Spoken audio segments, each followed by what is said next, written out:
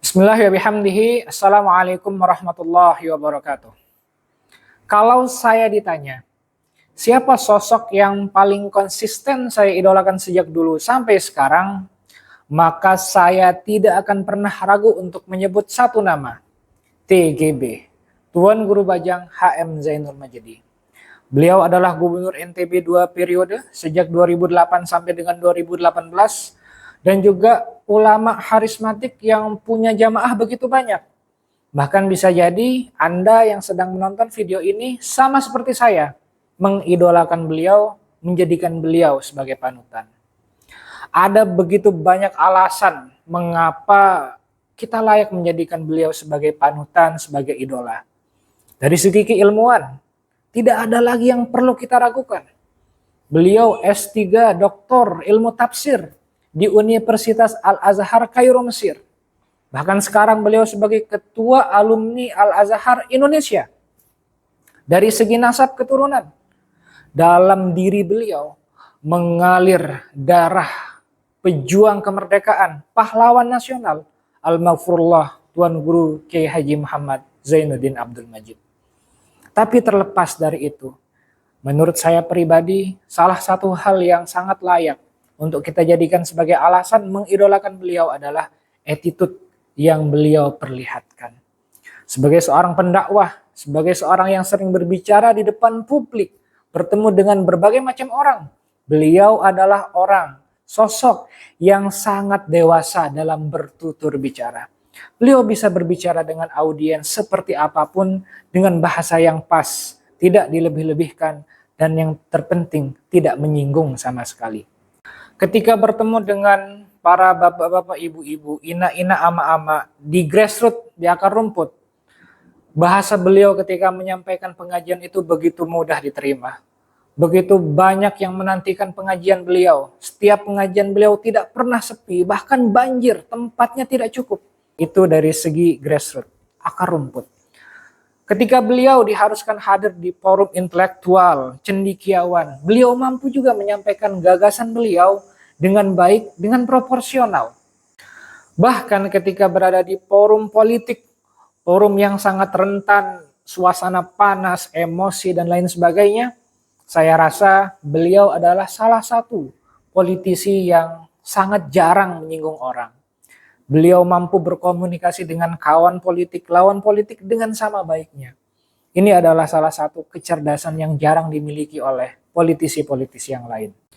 Jika saya keliru dengan statement yang barusan saya sampaikan, silahkan Anda cantumkan link berita atau link video yang menunjukkan kapan TGB menyinggung orang lain dalam penyampaian beliau.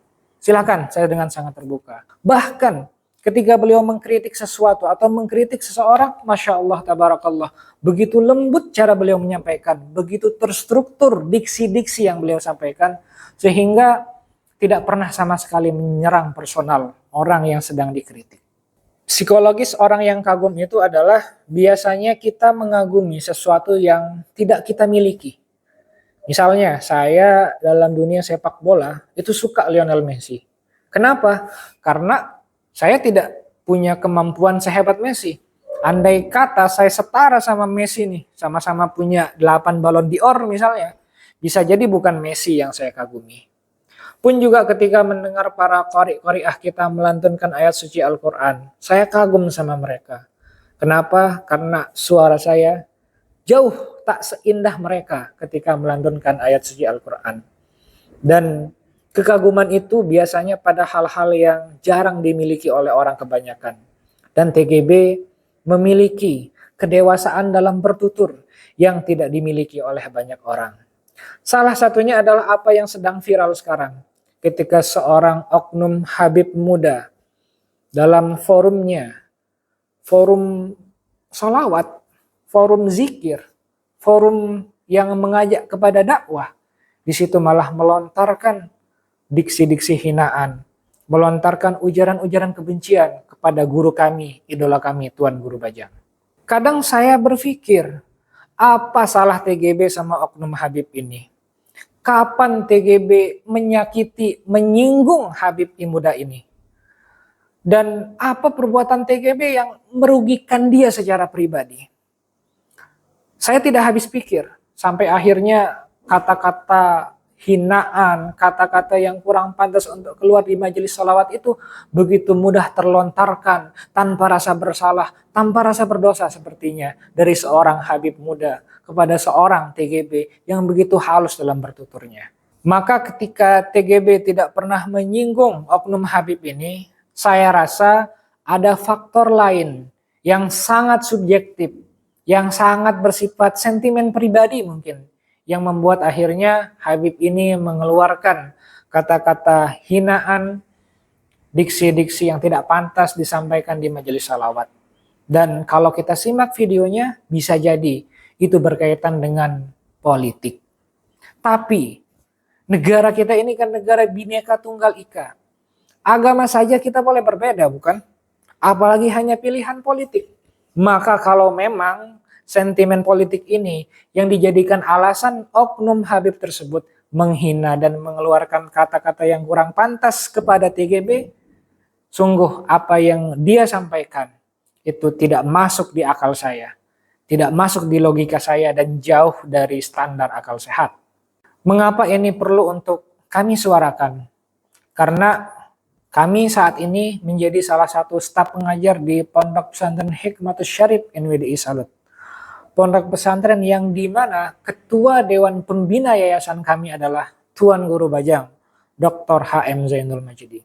Saya pribadi merasa sangat bersyukur, sangat senang bisa berada di satu yayasan yang sama dengan sosok yang saya idolakan sejak dulu.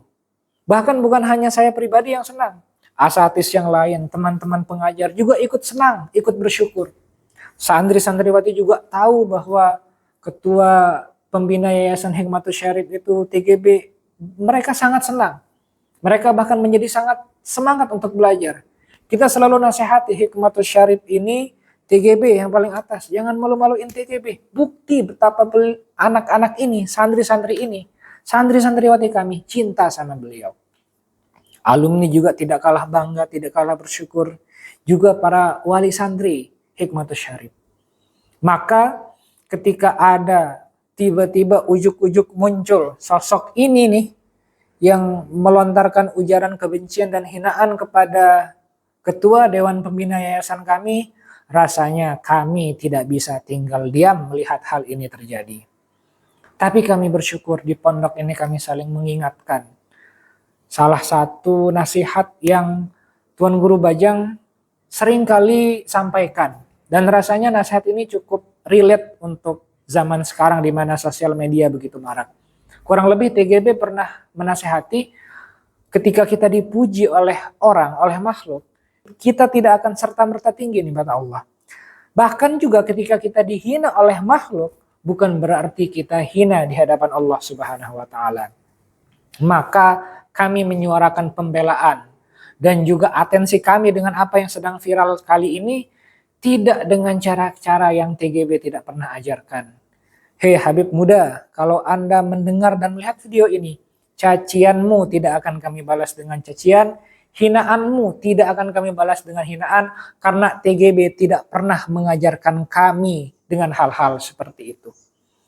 Yang kami bisa lakukan adalah kami mendukung dan mendorong proses hukum yang sedang berjalan. Boleh Anda minta maaf, boleh Anda menyesal, tapi ini adalah negara hukum. Berani berbuat, berani bertanggung jawab. Maka buktikan, jika memang Anda adalah warga negara yang baik, ikuti semua proses hukumnya, dan kami mendukung aparat yang berwenang untuk menindak semua proses hukum yang terjadi. Mudah-mudahan kita, para pecinta TGB, bahkan mungkin Anda yang kurang suka dengan guru kami, bisa mengambil banyak hikmah di balik peristiwa viral yang sedang terjadi ini. Hadanallahu wa iyyakum ajma'in. Wassalamualaikum warahmatullahi wabarakatuh.